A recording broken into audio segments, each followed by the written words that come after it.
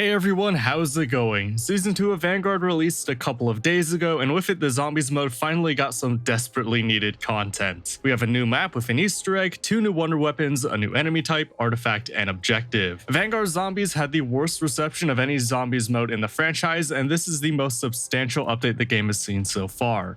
Has it made the game mode playable? Let's find out. So the new map itself is a huge improvement over Fong. The hub world is well lit and way bigger than the hub in Fong. There's a couple new additions to this area. There's a couple side Easter eggs, a poor man's version of the dig sites from Origins, and a couple of other things. One thing worth noting with it is the placement of the zombies and loot chests around the map. A lot of these areas are located right next to main portals or in tight paths you need to get from one place to the other. I assume this was done on purpose to force you into combat more often. The hub world is taken from the campaign and multiplayer, however the two areas you can teleport to for objectives are entirely original. The Hall of Truth is just a small indoor area, nothing really special here. It's very dark here, so if you didn't like that in Fong, you'll probably hate this area. The Corrupted Lands, on the other hand, is this massive open area. It's bathed in red and orange. This area looks fantastic. I would love to see a future map take place entirely in an area like this. As for things that aren't fantastic, the Easter egg.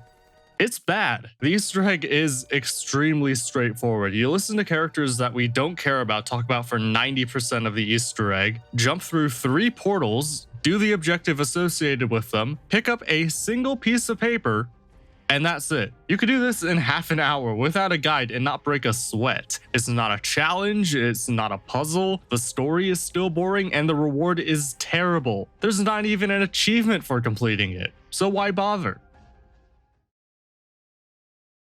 Alongside a new map, Season 2 brought a ton of new sandbox elements to the game mode, the most important of which are 2 new wonder weapons. The map-specific wonder weapon for Terra Maledicta is the Decimator shield. Is it good?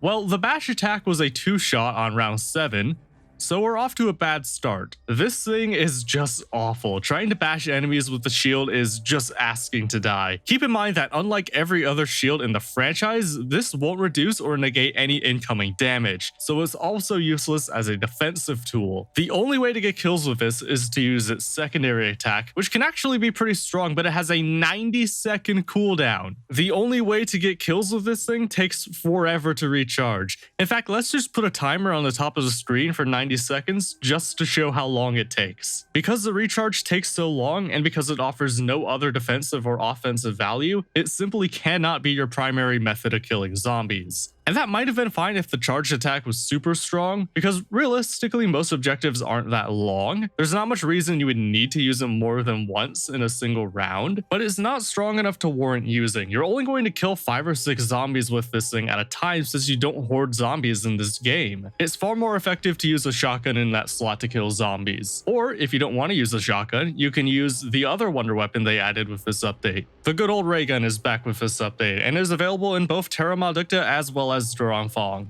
How is it? Well, I'd like to tell you, but I tried for 90 minutes and got to round 22 on Terra Maledicta, and despite spending all of my money on the box, I didn't manage to even get the ray gun, let alone see it cycling in the box.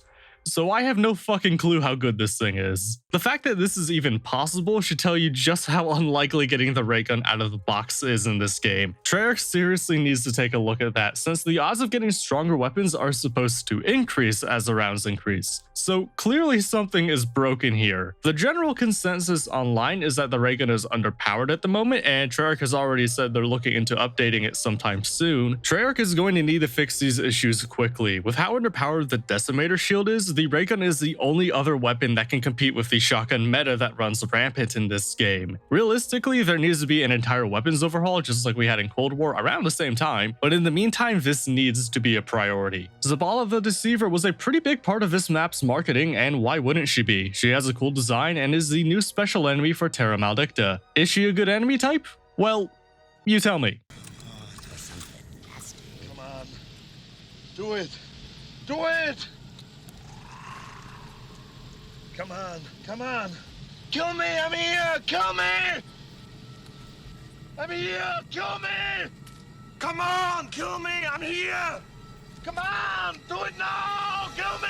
On her own, she is not a threat whatsoever. However, as part of the larger enemy sandbox, she is a fantastic addition and by far the best in Vanguard Zombies. She's great at attacking from a distance and denying areas for a small period of time. It adds another layer of depth to things like the Purge objective and forces players to constantly keep moving. And the developers put in a lot of thought into how the players kill her. You have to get headshots to do damage, which makes the gameplay loop different from other bosses in the game. There's also a lot of thought for when the players should attack her. You can take out all 3 phases at once and get it out of the way, or dance around her attacks and ignore her entirely. She gets more aggressive with each mask you destroy, so you don't want to destroy 1 or 2 masks and move on to other targets. So if you decide to kill her, you have to commit. My only complaint is that she needs some kind of secondary attack that works at closer range, so she's not entirely useless on her own, and so she's not constantly leaving the map where I can't do damage. Otherwise, she's a fantastic overall addition to the game. The rest of the changes are relatively simple. The new artifact is basically just healing aura from Cold War. It's most useful in co-op, and even so probably won't stop people from using Aether Shroud in every situation since everything else is really underpowered in comparison. The sacrifice objective is my least favorite in the game so far. It's a timed objective where you defend 3 pillars around the map, and if 5 zombies survive next to it for long enough, it breaks. It's the longest of any objective aside from the Blitz objective, which at the very least is close to the Horde mode we all wanted.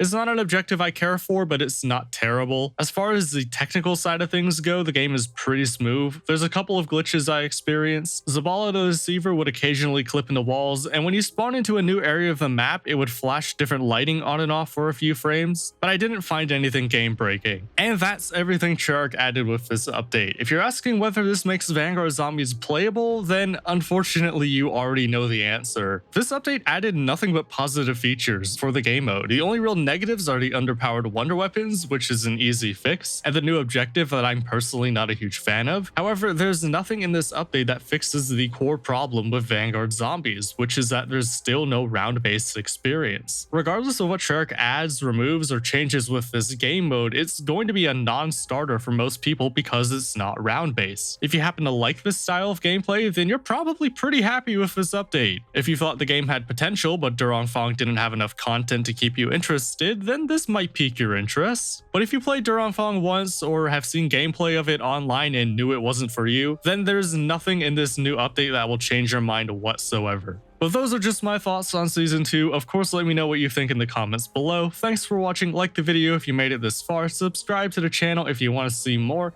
And I'll see you in the next video. Take care.